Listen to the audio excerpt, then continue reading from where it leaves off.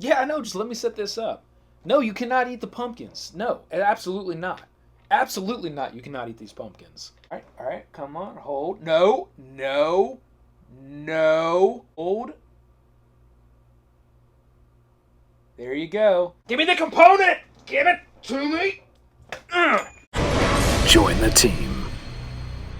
Hey, this is the McGuire Review, and today we are going to be taking a look at Charterstone. Now, this is a brand new one for me. I know this game has been out for a little while, and I did not get a review on this right away. I kind of wanted to see how this one was going to do in the market, and it actually has done really, really well. So, you may have already seen a review on this. If you haven't, what I'm going to try to do here is hit some of the components as well as the overarching gameplay and what I think about this game. There's some things I'm not going to be able to share because this is a legacy game. That's what makes this one really cool. When you look at it, you're going to see some of these meeples and the little wood bits and card, and the artwork is absolutely fantastic on this one. That's another thing that really jumps out to me. It jumps out to the family. The artwork that's actually on the board is great. The artwork that's printed right on, as well as these stickers, and we'll get to that of why these stickers are important and how all that works and how it really builds out this area from a legacy perspective. So this is StoneMaier Games, and you can see right here is a 1 to 6 player game. So if you do want to solo this one, you can. You can solo this entire campaign. And the campaign is comprised of 12 games, each lasting around 1 hour. So it does have 60 minutes right here. That's about what a game is going to last, and there's a great mechanic that's built into this, which is right here, and we're going to talk about that here in a second. And I think that that's one of the things that makes this such an enjoyable play game to game, is it does have one of those quote-unquote, what I like to refer to as a doom counter, built right into the game that does count down and force end game for each one of those 12 games. And I love that. That is a great mechanic to add into something like this. We got ages 14 plus on this, but I will say, I have much younger children than 14, and they both play this game. Now, I do have to help my son quite a bit, on his cards, but the cards are very visual. The artwork is really cool on these cards, very attractive to, younger kids. And I'll help him a little bit on making decisions, but he'll say, hey, I want to get this resource because I really want to do this. Well, how do I really do this? Well, you need X, Y, and Z, and I'll kind of help him. My daughter is 9. She has no problem playing this game, plays this game perfect, has her own strategies, no issue whatsoever. So I do want to get into this box really quick and show you what you're going to find once you get into the box. Bear, hold that. So once you get in, there will be a little index card here, and this, the information that's reflected on this card will also be in our index box, and we'll get to that in a second. There's a really cool mechanic in this game that's called unlocking crates. Maybe not a mechanic, but more of a really fun concept. Today's age, there's a lot of games out there where you're unlocking things, and you're getting loot crates, and you're getting various different, types of crates and games you need to unlock. Well, this platform offers that as well with these little crates. And you'll see some of these cards have these little crates printed on them with a number. There is a certain, amount of things you need to collect and do to be able to unlock these crates, but when you do, you'll come to this sheet and you'll find the number of that crate on this sheet here, and it will then tell you exactly what you go to the game and unlock and pull out by use of different cards. And that's really neat because you never really know what you're going to get, so it's always this balance of, do I spend my resources on unlocking crates, or do I spend my resources on building more buildings, or maybe going to the quota area, or there's various things you can do with your resources. So that's something that I really like over the course of the play of the game, that you can have that decision of where you use your resources. And I'm crate heavy. I'm always like wanting to unlock things with my resources and go for the crate. There are 2 very small booklets included in the game. One of them is for if you want to play the game solo style. You will use this booklet here, and it will tell you how to modify the game to be able to play that solo. And the other one here is the Chronicle. And we'll go through that here in just a second because that is a very unique rule book, I would say. Outside of that, what you're going to find in this box are a few other things. You're going to find the charter chests, which are right here. This is up to a 6-player game. I do have the 3 out here that we will use for our setup here. And essentially the charter chest is going to be a little box that's going to contain your persona for the course of the campaign, as well as your influence tokens. These little tokens, each person gets a set of these influence tokens, and 2 little meeples, which are right here. One is a little bit larger than the other one, but it doesn't make a difference. It's just for visual appearance. One's a little bigger than the other one, and I like that they actually did that. That was a nice little touch. And then you will also get a victory point token, which I have right here, 1 for each player, and that will move along this victory track on the outside of this board as you gain, reputation and you get victory by various different things that you do over the course of play. Even one of these spots will just give you victory points. So that's what that's going to be tracked for. And at the end of every game, each one of those 12, you're going to tally up various different things onto your little box here. And that's why this little box has all of these different fill-ins, where you'll have glory points here on the back. So various different things you acquire, you'll fill those stars in. On the front here, you can track your capacity. Each capacity is worth 1 to 3 victory points at the end of the campaign. So over the course of the campaign, you'll be filling that in. There's victories that you'll fill in here over the course of the game. So each game, who wins, you'll fill in that victory. And all of these things, there's even a little extra row here at the bottom. So, you'll fill those in, and this little chest will hold your items over the course of the campaign. So when you go from game to game, any cards, buildings, things you've acquired, you'll pop them in your little chest here, and you'll be ready to go for the next game. And then at the very end, over the course of that campaign, you'll have all of your results and scores kind of tallied onto this little chest, which I think was a good way to do that versus having like extra pieces of paper and very complex things you got to add up and track from game to game or over the course of the whole campaign. It's all right there on your chest, and it's easy as it can be. Okay, so that's what that chest is, and then there's some more boxes that you're going to find in here. These are all secret things you're going to unlock over the course of the game. There is the Scriptorium. It is a larger box right here. Inside of this box is where you're going to find your main components, like your various resources, which I'll have to say my favorite is the pumpkin resource. That's pretty cool, as well as these fantastic metal coins. They could have easily went with just your standard token coin here, but they did go with an awesome heavy-duty metal coin. So that's pretty awesome. As well as the die you'll find here and a few other tokens. You get your little progress tracker token that's right here. So that's what you'll find inside of this, and the rules will step you through opening what needs to be opened so you don't get into something that you shouldn't see.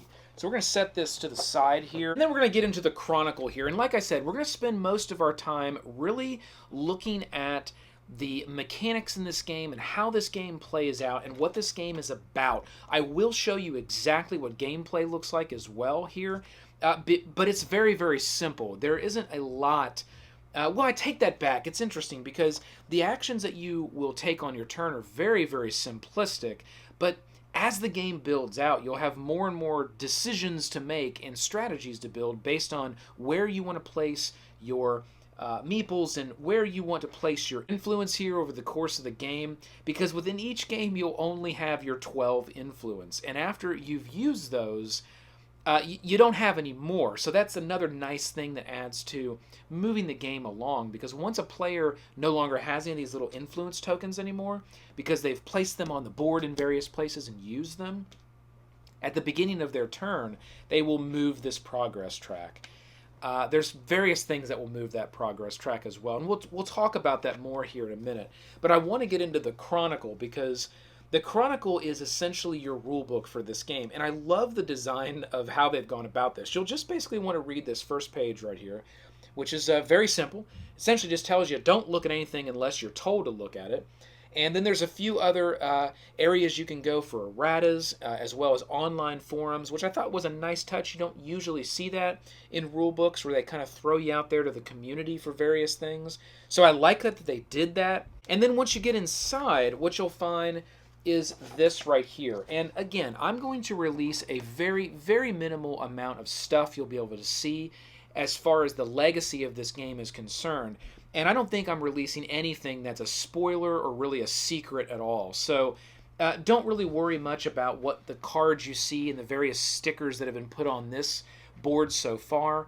These are all very early, very basic things that you're going to find right off the bat when you start to play the game. So when you look at this book, you'll see that there's areas that have rules filled in, and there's areas that are blank, like rule 1, 2, 3. There's just nothing there. But all of a sudden, okay, rule 4 is actually filled in. And you'll have some pictures that show setup for the game. And then past that, what you're going to find is another page is going to have some more rules. And then after that, you're going to find a page that has your stories. So what I suggest and how to play this game, and this may be a slight tweak than just opening it up, setting it up, and start to go to your index and read your rules. What I suggest you do is open the game, put the game board out, okay? Pull out your rule book, and go through this rule book and read all of the rules that are printed right on the book, okay? Some of them are going to make perfect sense. Some of them might be a little fuzzy on exactly what it means. But just go ahead and do that, because I found if you do that first, and again, there's only just a few of these rules that are actually printed in the book that you actually will, and that's it, right? I mean, it's just these boxes here that are filled in.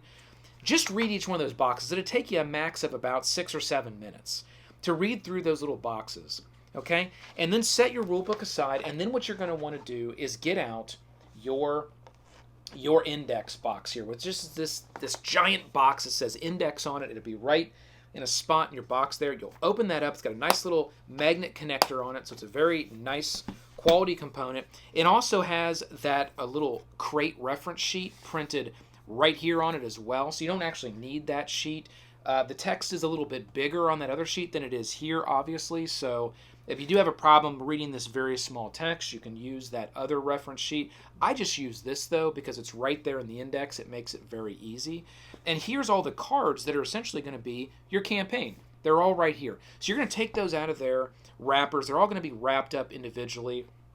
And you're going to put them back in this box, left to right, in the order that they're sitting in there, okay? And they'll count up, right? Starting with 1, 2, 3, 4. And there'll be some numbers that'll be missing over the course of all these cards. That's just for production. Don't think you're missing a card if all of a sudden you jump a number in the sequence of numbers you're going through.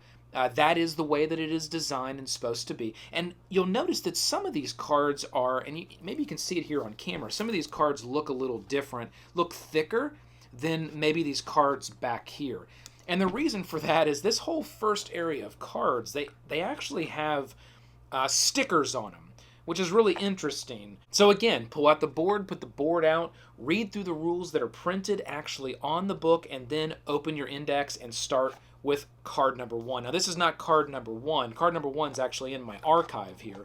So as you work through these cards, and you're done with them, the card will tell you what to do. To say, hey, peel the sticker off and stick it in the book. Or to say, don't peel the sticker off and put it in the archive. Or peel the sticker off and then put it in the archive. So it will tell you exactly what to do, and then it'll tell you right at the bottom what to do next. Sometimes it's just immediately go to another card and do something. Sometimes it's set this card down and wait till a certain action takes place, and then go to the next card that it indicates. And when you're done, you'll put those cards in the archive. And the reason why you do that is because on the other side of this board, it is double-sided. So the other side is exactly like this side. And when you're done with your campaign, your 12 games, let's say you want to play the campaign again, you can. You just flip the board over, you got a nice blank side of the board again, and then you get yourself what they call a recharge pack, which is essentially going to replace all the cards that over the campaign you put in this archive box. So you know exactly which cards you need to refresh, and you just get your refresh kit, boom, you're ready to play another full-scale campaign of Charterstone. And I think that's a great design as well. It allows you to play 2 full campaigns. And that's going to take some time. There's a ton of gameplay included here with this game.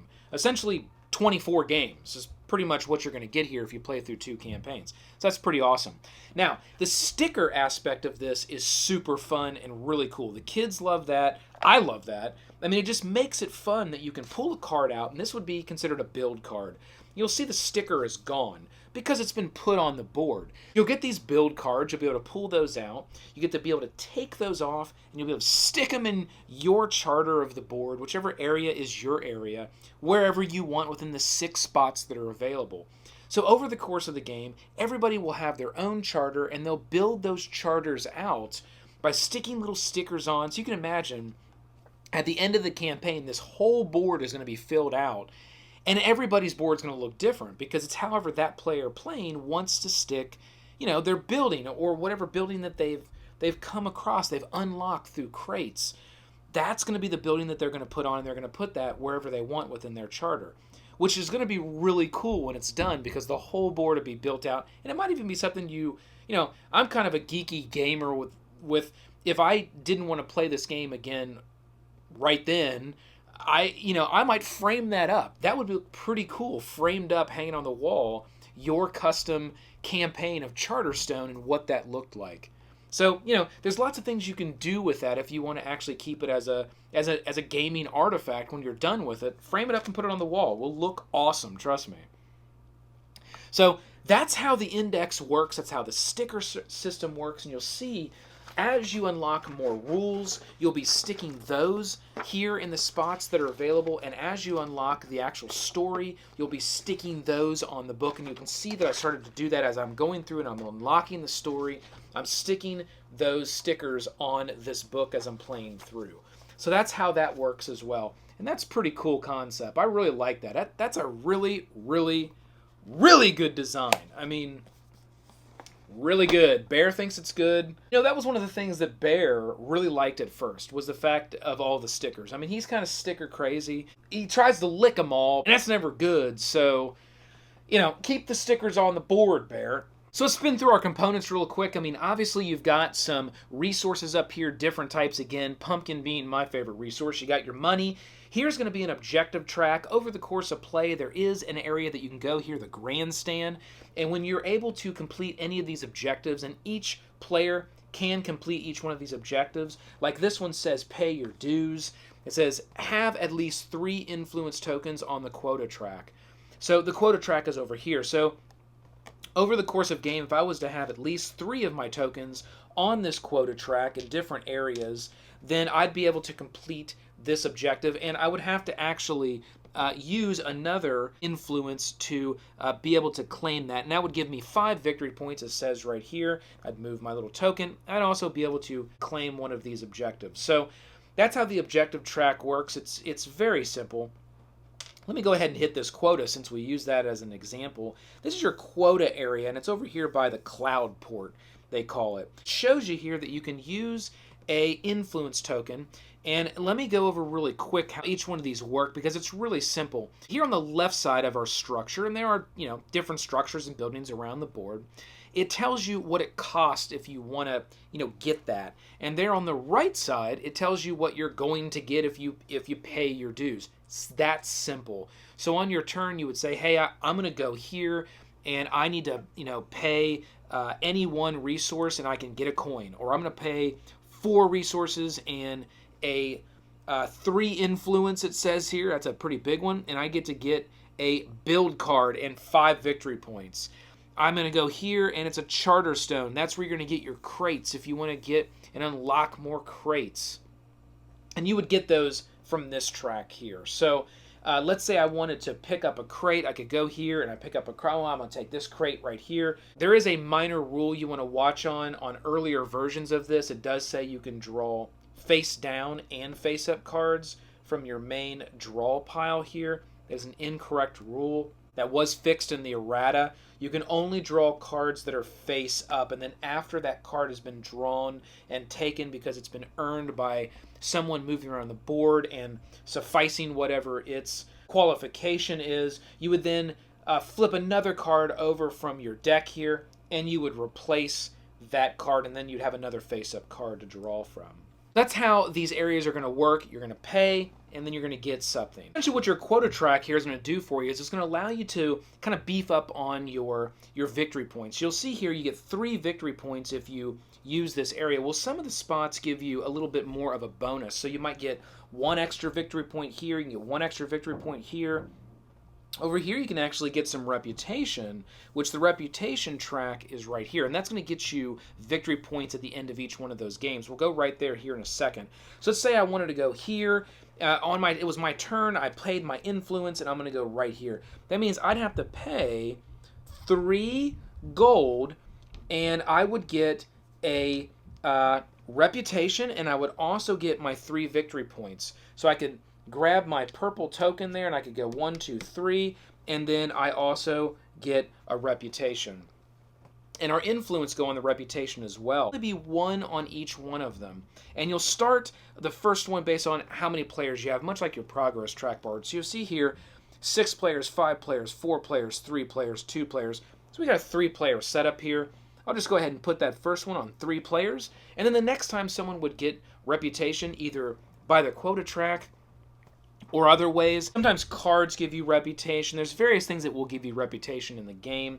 And if you were another player and got reputation, you would just go to the next spot, and then the next spot, and then, that's how it's going to work. And it's going to continue to trail up here towards kind of the ocean where these little sailboats are. And once you get there, then, no more reputation can be put on this.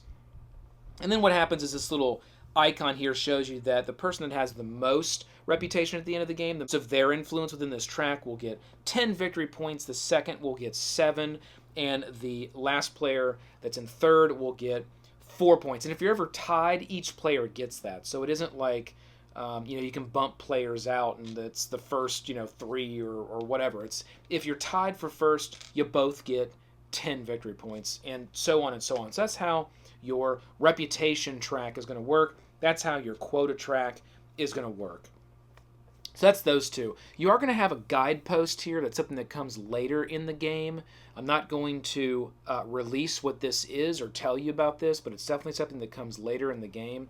And then you have your progress track here. And this is going to be kind of your counter for the game. And much like your reputation track, you're going to start here based on how many players you have. So we have 3 players, so we'll find the 3P right here, and that's where our little token is going to be placed.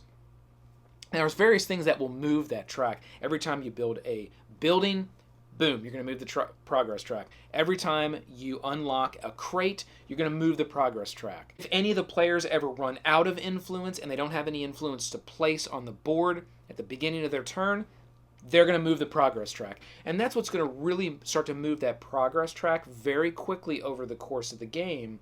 And there are various different, icons on these little areas that when you hit them, they'll do different things, like giving you some reputation or various other things that will happen as you move around this progress track. And then once it gets to the very end, which is this last spot right here, everyone's going to take a final turn. So it isn't the second it gets there, boom, it ends. Everyone will get that final turn within that last round, and then that game will be over. You'll tally up some points, some various things you'll write here on your chests, and you'll see how many points everybody has, and then that'll be the end of a game.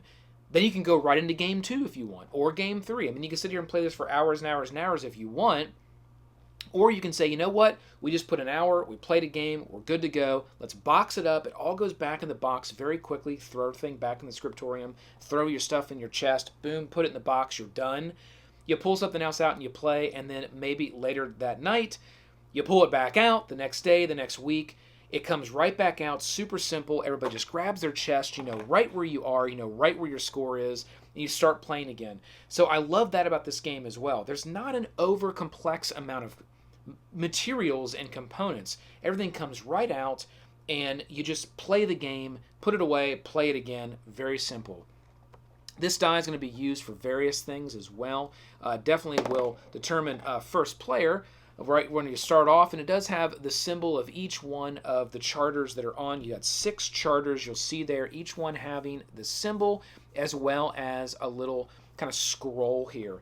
And when you play the game, every charter, and this is the one here for this little red area, this little guy, which is named Lucas, every one of the personas that you get, it will match your little area. And you'll see that little symbol there that matches the area as well. And all your cards will have those symbols that will match that little area there.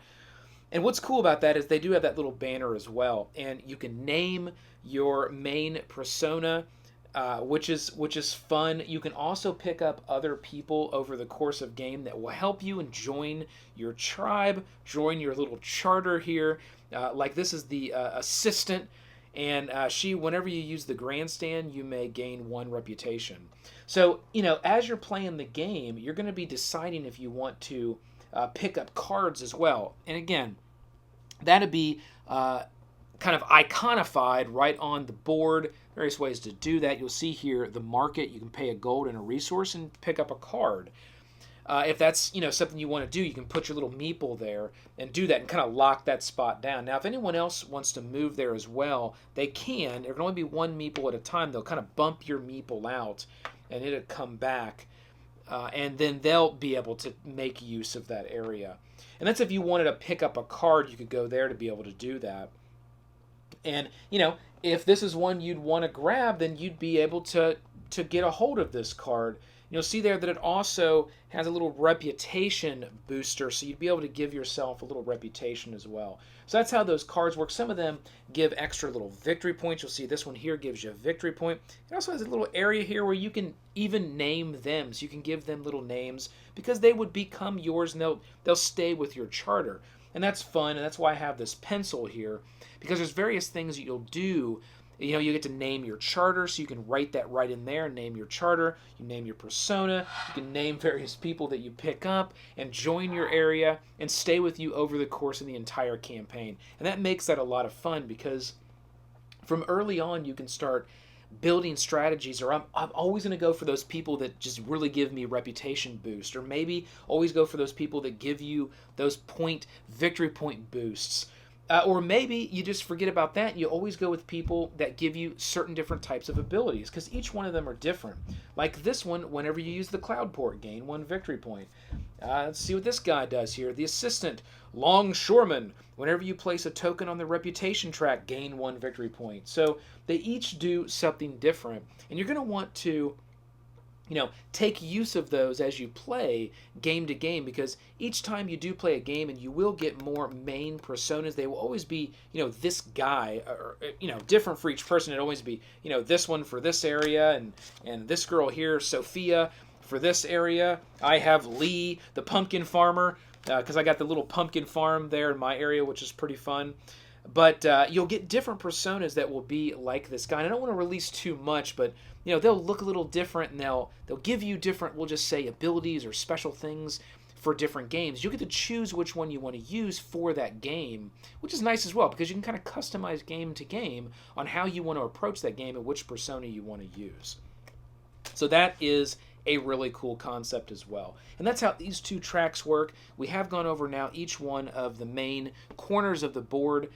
And now we're just left with essentially going over gameplay. So when it's your turn, it's a very simple thing that you're going to do. You're either going to go to the board and you're going to take your people back. So let's say that this is where my guys were. I decided to just say, hey, I'm going to go right here.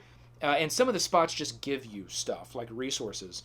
Here in the area of the commons, you're going to have to be paying to get certain things. Well, if I was to go to this mine here, I would just get coal. Right, and I'd go to the coal, and I'd be able to take a piece of coal, all right, if that's what I just chose to do.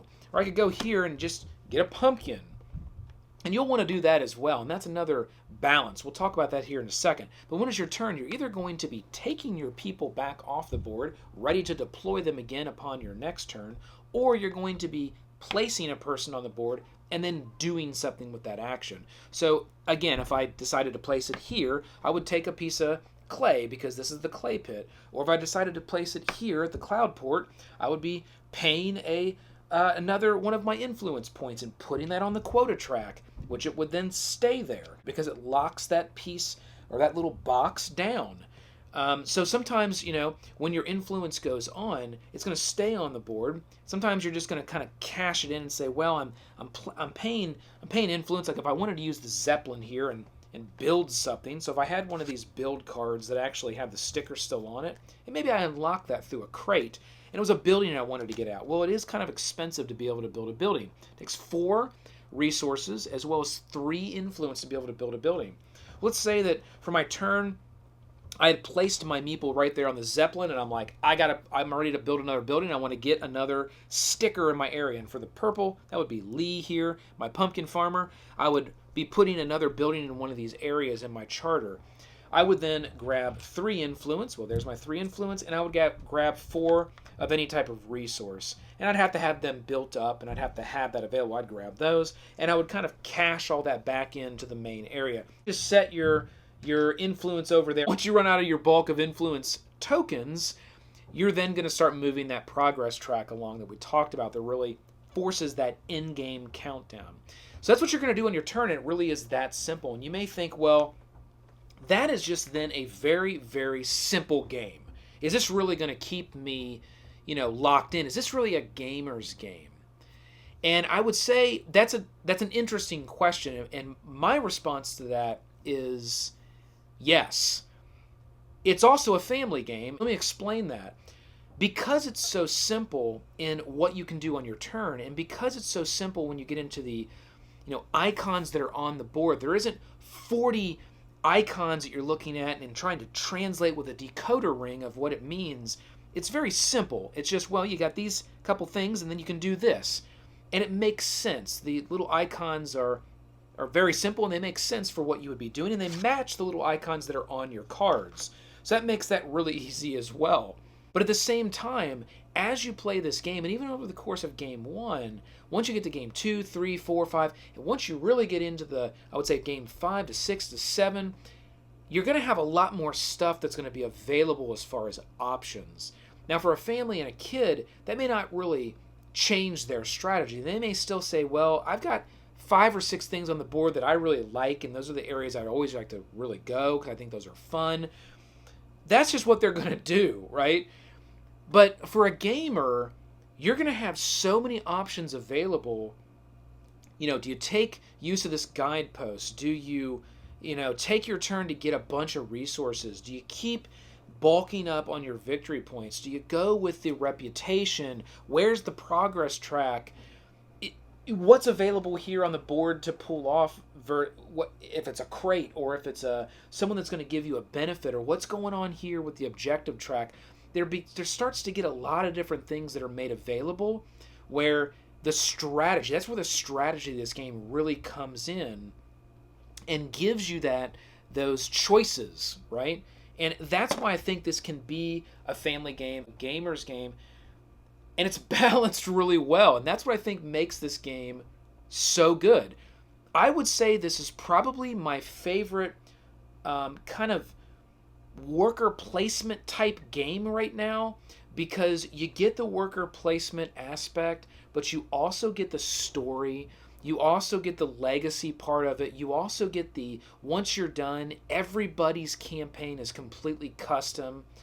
I just love all that stuff. All of it jumps out to me. And the fact that they went with the stickers was an extremely smart, fun way to do that, because kids love stickers. I mean, I have a great time. Bear loves it. When you get to put the stickers on the board, they have high color. They have fantastic artwork. The artwork on this game is great. It draws you in. It's got high color. It's cartoony, but yet it's still realistic and fun. And all of those components mixed together make a fantastic board game. So, team, I cannot more highly recommend Charterstone. It is a buy, hands down. Go out and get it. You're not going to be sorry on this particular game. You're going to have a lot of fun, and I think you're going to find that in other reviews as well. Let's be balanced here. You might find some reviews that nitpick on a few things. You might find some reviews that say, hey, it doesn't have enough depth to it. There just isn't enough rule to the rule base. I disagree with that approach. I completely disagree with that. It's not always about how many rules and complexity that you pack in a game. It's about balancing good mechanics together and really keeping it simplistic. Because I think the games that can take use of high strategy, take use of simplistic mechanics, take use of visuals and fun and take all of those categories and mix them into one gameplay experience and do it well and it's balanced, that's a good game. That's a game that's going to bring you back to the table time and time again. So Charterstone, StoneMaier Games, excellent job on this. If you like legacy games, you're definitely going to want to pick this up. If you're not into legacy games and you just like board games, I think you're still going to love this game. So hit that like, click the subscribe below to join the team, ring the bell. This has been the McGuire Review, and we'll see you next time. Rolling crates!